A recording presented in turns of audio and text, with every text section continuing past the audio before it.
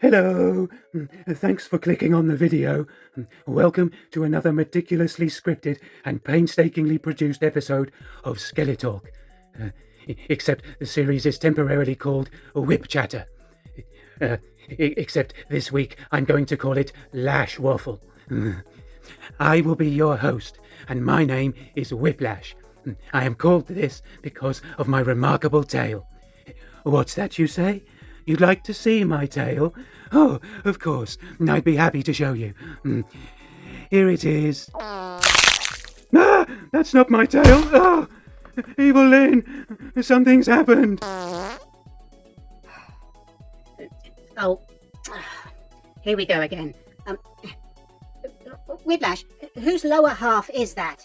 I don't know. Okay, why are you laying down there?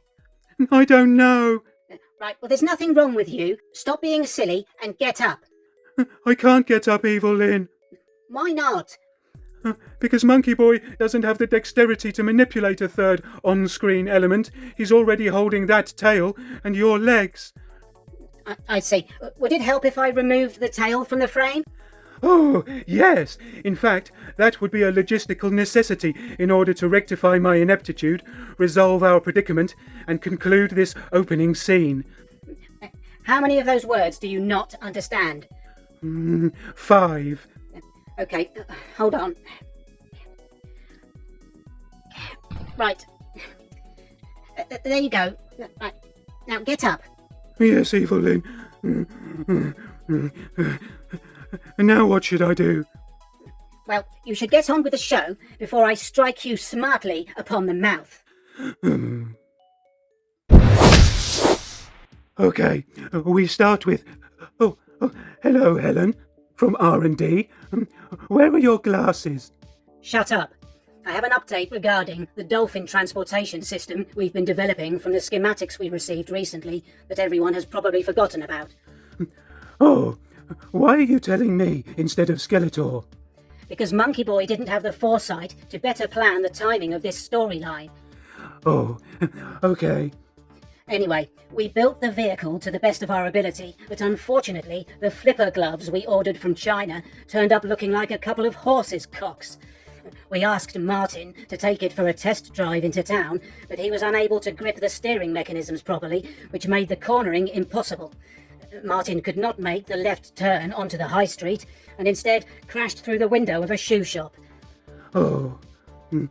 We've contacted the vehicle's designer and asked for some tweaking of the steering system.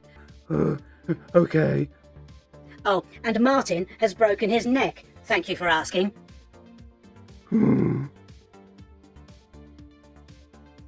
So, General Stephen Jones of our expansion division asks what I would do if I found $50,000 on the street. Well, General, I'm afraid there is literally nothing I could do. I'd have to leave it there because I'm not allowed to have money. I'm certain that Skeletor would be terribly cross if he discovered me with 50,000 monies in my possession. Just a moment. It's Skeletor. Hello, Skeletor. Don't greet me. Sorry, Skeletor. Shut up. Listen to me carefully, you twit. If ever you walk past $50,000 on the street without seizing it immediately, and if I find out about it, I will, at the earliest available opportunity thereafter, murder you. In fact, if you find any money, anywhere, anytime, ever, and you do not gather it for me, I am going to punch you in the face as many times as is necessary to cause your expiration. Do you understand what I have just said? No, Skeletor. Excellent. Shut up and stop calling me. Jason Raphael Murdoch asks which fellow green being I like most, and my options are Kermit, Hulk, and Yoda. Oh, definitely Kermit. Hulk and Yoda are way too serious for me. What's that? Which of them has the biggest penis? I think that's fairly obvious. Stephen Gray wants to know if I've ever flung an unwanted item into a neighbour's skip. No, but I have ever flung a skip into an unwanted neighbour. Cat wants me to annoy Monkeyboy by mentioning Wendy's to him. Don't bother, Whiplash, I'm already annoyed. Oh, that's disappointing. Andrew says that in French Polynesia they use the word motu to mean island. I'm not falling for that one, Andrew. We can all make up imaginary places that don't exist. Scandinavian polyfiller, Turkish polystyrene, Welsh polyunsaturated, Hungarian polygamy, Australian polyester. Stop it, Whiplash. French Polynesia is an overseas collectivity of France, comprising more than 100 islands in the South Pacific. Here's the flag. Oh, we can all make up flags that don't exist. Daniel Herring is asking if Eva Green tastes better with buttermilk ranch dressing or light ranch dressing. I don't know what buttermilk dressing is, but it doesn't sound very appetizing. Whiplash, it's a typo. Silly me. There's a rumour we are having buttermilk. Negative. Typo. Is that an obscure misery metal reference for the benefit of perhaps 2 people at best? What do you mean? No, never mind. This show is like a bag of tangled cats. Have I answered Daniel's question? No. Alex James seeks the truth behind rumours that Mossman once tried out for the lead role in the Swamp Thing movie. Yes, this is true. Mossman has auditioned for several moist green characters over the years. The creature from the Black Lagoon, Gillman from the Monster Squad, and even Aquamaniac from the A-Team, so that renowned actor and knob George Peppard wouldn't have to get his corset wet. Evil Lynn, I'd like to draw a comparison between Mossman and Lon Chaney's Wolfman from 1941, but I'm not sure how to do it. Well, you'll just have to leave it then, won't you? Yes. The Fly Attractor reports that he's under a tornado warning. Oh, yikes. He asks if we have similar fun weather at this location. I don't know where I am right now. And Fly has a message for Skele-Tiny. Skele-Tiny, could you spare me a few moments? What do you want, you Burke? Fly has a message for you. Shut up! Okay. Well, what's the message? Fly says that the mission is buggered up because the tiny horses don't like the available colour choices for the balaclavas and are refusing to wear them. Well, that's not my area of expertise. I suggest you call Helen from Horses and ask her advice. Okay, I'll do that now. Hold on. Sorry, everyone.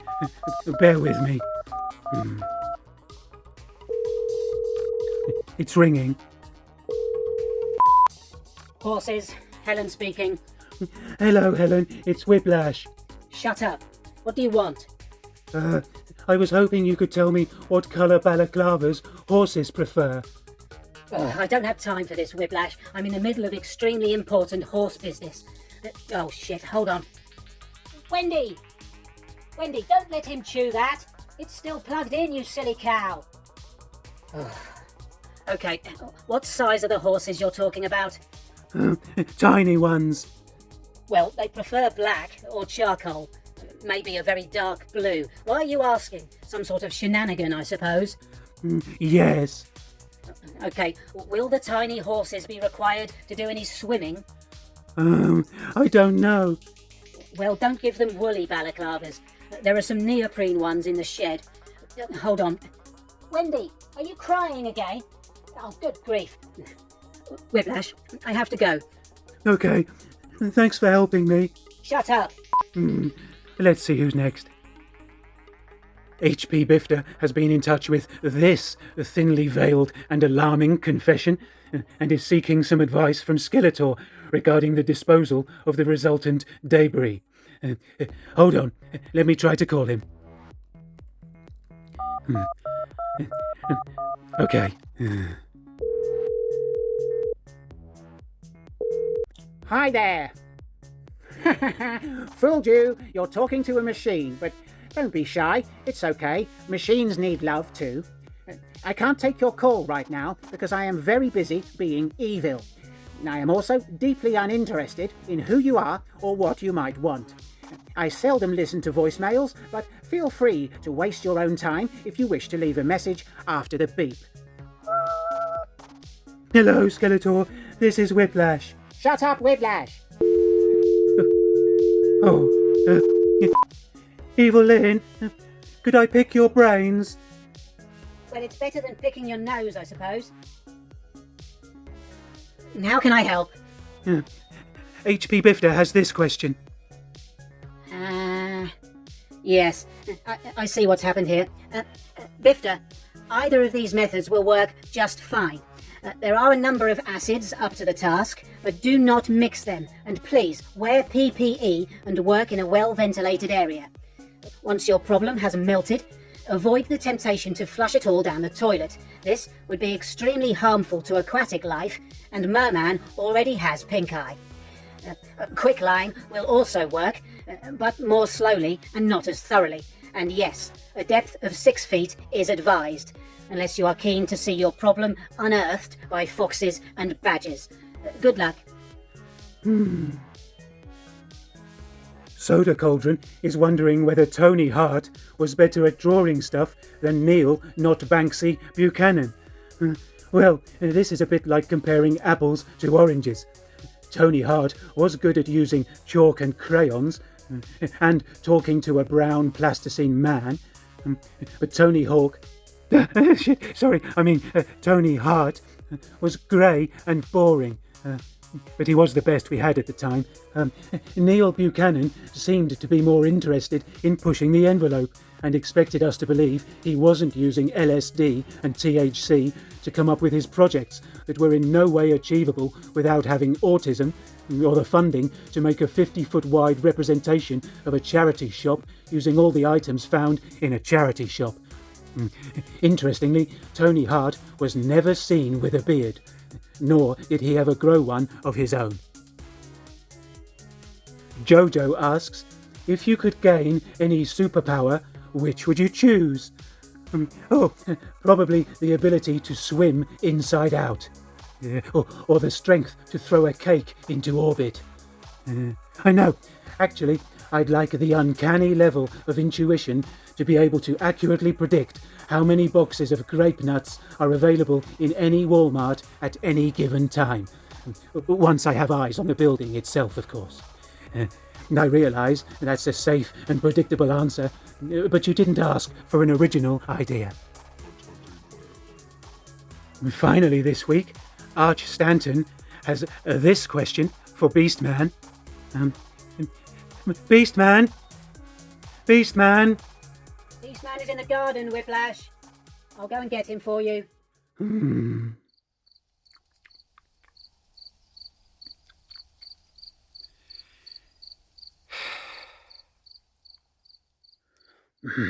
What is it, Whiplash? What's your favourite cereal? Probably grape nuts, but they never seem to have any left whenever I'm in a Walmart. If only there was some way to know how many were available without having to actually enter the store. Are we really going to end the episode with that weak response? Yes, it would appear so. Maybe you could pull up a photo of Evil Lynn wearing a bikini. No, I'm saving that for an emergency.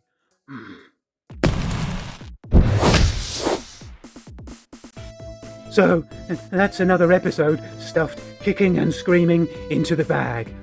A big thank you to those who sent their questions, and thanks to everyone for watching the show. We hope to see you all next time for another splash about in some more questions and comments. But until then, I shall leave you with a photo of an elephant made out of violins. Bye!